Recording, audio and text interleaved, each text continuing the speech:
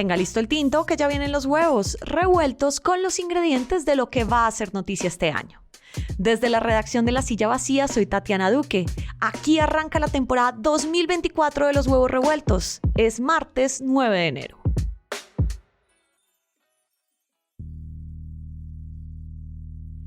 En Colombia es difícil anticipar qué va a pasar, pero arrancando el año tenemos varios ingredientes para armar la receta de este 2024.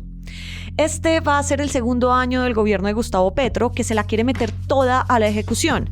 Están estrenando cargos los gobernadores y alcaldes, que llevan poco más de una semana en los nuevos puestos, y llega la hora cero de las mesas de negociación con el ELN y las disidencias.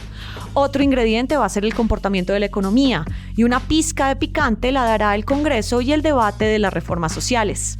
Apenas arranca este año y ya hay bastantes ingredientes para la receta de las movidas políticas del 2024.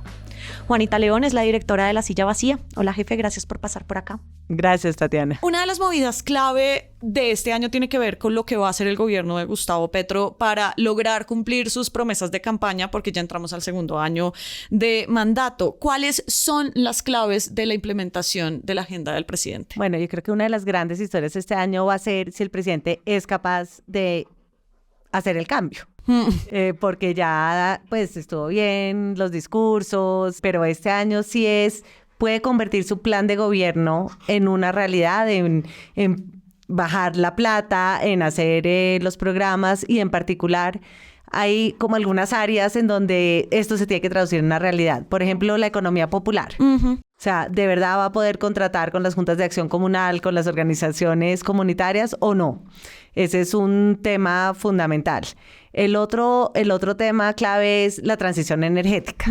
¿De verdad nos vamos a mover hacia una energía eólica o no? O sea, eso creo que es una gran pregunta. Él ha propuesto toda una política de industrialización, pero lo que vimos el año pasado es que los índices de la industria cayeron de manera drástica. Entonces, pues, en este año vamos a ver si esa política tiene algún sentido o no. Y está pues todo el tema de la reducción de la pobreza, la entrega de los subsidios, que me imagino yo que es en el área donde le queda más fácil ejecutar este año. Y uno de los lados en donde puede que sea un poco más difícil lograr estos cambios es en lo que tiene que ver con su apuesta de la paz total. Estamos viendo negociaciones, la negociación con el ELN, la negociación con las disidencias, hacia dónde debe ir o hacia dónde irá el camino en 2024 de estas negociaciones.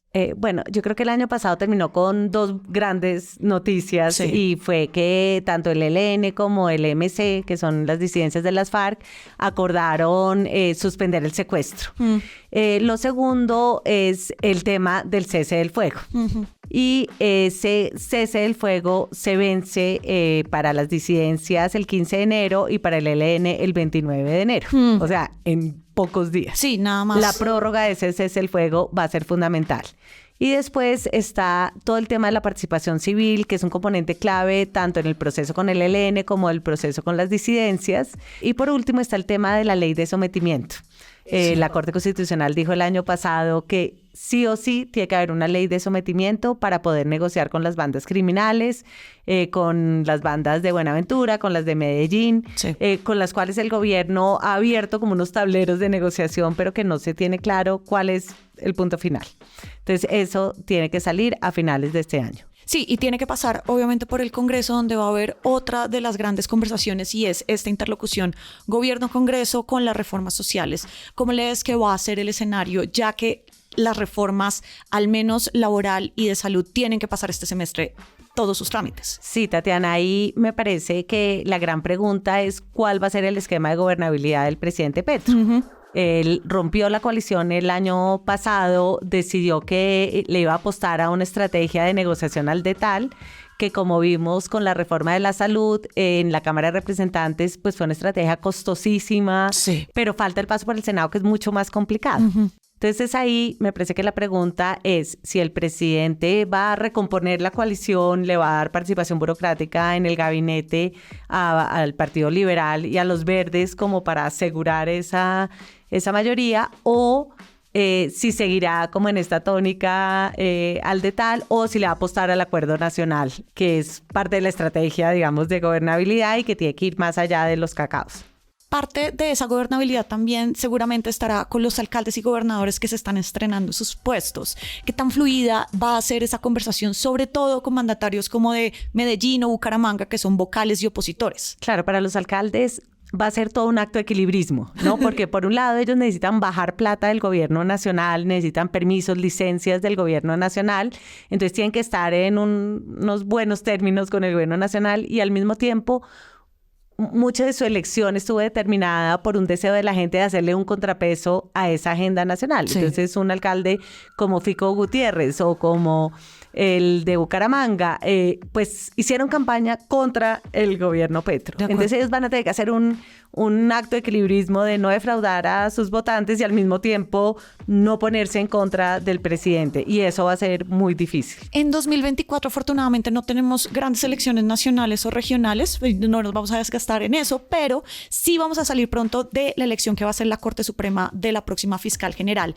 ¿Cuál lees que va a ser el principal reto de esta fiscalía post Francisco Barbosa? A mí me parece que ahí la discusión no es tanto a quién elija, porque los tres perfiles de las candidatas son similares, sino va a ser qué tan independiente va a demostrar que es. Sí. A primera vista parecen todas mujeres independientes del presidente, pero de entrada van a tener que lidiar con unos chicharrones muy difíciles que le llegan al corazón de Petro, como el juicio a su hijo Nicolás Petro, el proceso contra el gerente de su campaña, porque pues hay muchos indicios de que hubo irregularidades, y esos dos procesos pues son muy difíciles para el presidente Petro, muy difíciles para la fiscal que llegue y donde se va a poner a prueba inmediatamente su nivel de independencia. Por último, Juanita, quisiera que hiciéramos una ñapa de esta conversación en un tema clave y es la mayor transformación que estamos viviendo, que es la llegada de la inteligencia artificial. Escribiste hace poco una nota sobre el impacto que va a tener esta tecnología en el buscador de Google, sobre todo para el momento en que las personas buscamos información. ¿Cómo lees que va a ser este impacto en 2024 y por qué nos tiene que interesar esto? Con la búsqueda generativa, una vez que Google integra en su buscador la inteligencia artificial, lo que te va a salir es ya como el texto con tu respuesta que estabas buscando exactamente. Te ahorra el hacer clic e ir a la fuente original de la información. Eso para los medios es un golpe brutal. Ya el año pasado muchos medios, Semana, El Tiempo, Las Dos Orillas, perdieron hasta el 40% de su tráfico que venía de redes sociales por los cambios en el algoritmo de Facebook y de Twitter. Con esto, los medios vamos a perder un porcentaje importante del tráfico que se llama orgánico, que es el que viene de Google, que para algunos medios puede ser hasta el 60% de su tráfico. Entonces, esto va a obligar a un cambio no solo en el modelo de negocio, porque la pauta programática está asociada a este tráfico, sino en esta búsqueda frenética de los clics, ¿no? Porque ya no van a importar los clics porque nadie te va a hacer clic. Y entonces ahí yo creo que va a tener que haber una reorientación del contenido para fidelizar a las personas que vengan por tu marca, por la calidad de tu información. Entonces creo que esa es una buena noticia para los usuarios porque creo que hay un incentivo grande de tener mejor información, pero sí obliga a una reflexión y a un cambio en el modelo de negocio de los medios que bastante nos hemos demorado en encontrarlo después de Internet. Juanita, pues entonces seguiremos muy atentos a qué va a suceder en todo este año. Muchas gracias por pasar por acá. Bueno, gracias Tatiana y feliz año para todos los usuarios. Así comienza la temporada 2024 de Los Huevos y volvemos a la programación habitual en nuestra página, en las redes y en el en vivo. Y alístese porque venimos recargados. Más podcast sobre poder, más investigaciones. Vamos a celebrar nuestro 3er año pronto y tendremos más encuentros en vivo con nuestros oyentes. Con la producción de Fernando Cruz, yo soy Tatiana Duque. Nos escuchamos mañana.